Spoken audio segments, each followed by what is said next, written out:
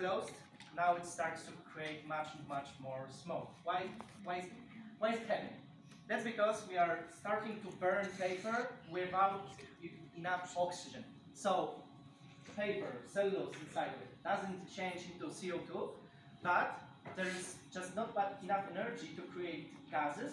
There are particulate matters in the air. And we can see how much smoke is there by taking this smoke through very thin, just cosmetic slit that you can use for your face, and you will see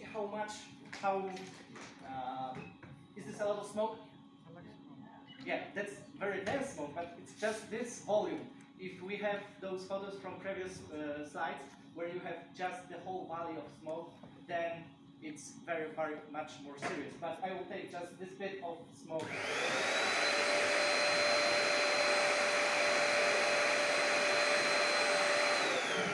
And that's what we get. Just this little amount of smoke, which was dense, to be honest, right, gets us so much particulate matter on this filter. So that's something that we don't see, because, okay, we see a nice white fog, but that fog, which is white usually in the air, consists of very harmful, very poisonous materials that affect our health. So, what's more, I was burning just pure paper, so it should be pretty nice source and shouldn't provide summer. What happens with the smoke? It just goes up and you don't have so much trouble with smoke over the summer. So here on your left I will be simulating summertime. I just poured some warm water inside, so when sun hits up the ground, then you have something a bit warmer.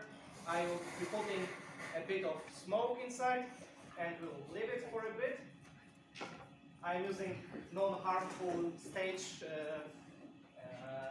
fog, so we don't get cancers. Okay. In the other one, I will simulate winter, so I just need a few more cubes. And in this case, I will use the same. Thank you very much. And I will put exactly the same fog inside here. So there shouldn't be any difference between, maybe a little bit more.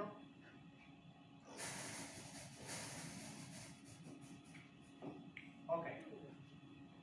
So we have the same smoke inside of those two jars, and one is with warm water on the bottom, the other one is with the ice.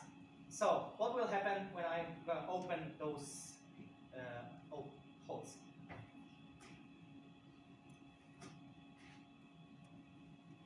There is a clear difference about what's happening. So when we have warm water inside here, smoke goes up. Okay, it's closed volume here, so it won't go all at once, but it will be going up all the time. On the other hand, when we have cold ground here, the smoke is living here. That's technical term is temperature inversion, because when you have low temperature on the bottom here, you have smoke of low temperatures and it stays down. When you have warm ground here, you get convection when warmer gases just go up.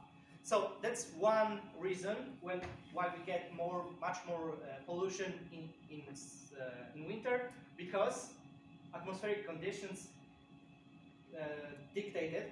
So especially we have valleys, when there is possibility to cover those, not cover, it's the word. If you have vast plain, there is possibility for a bit of wind, right? But if you have valley and there is a wind going over the continent, like over the Europe, then if you have a valley on the way, would that wind go into the valley? What do you think? No, because this wind is lighter, it is warmer, and it wouldn't go into this low temperature conditions that we have here. Okay, So you might have an idea how it works. You've seen how much smoke it creates. But what can we do to prevent it? One of the things that is very important is thermoisolation of our houses. So here there are two mock-ups of two houses.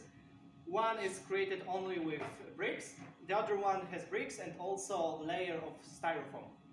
So you can see the temperatures in both of them are pretty similar, maybe a few degrees difference. But when we look at them in infrared, through infrared camera, we'll see the difference, the isolation on the outside it makes. So I will just put it here. Okay, so now there's 10 more degrees inside this house, right? But when we look through infrared camera, the temperature of the wall is, you can see it in the top left corner. If I point it correctly to the wall, it's about 35 degrees.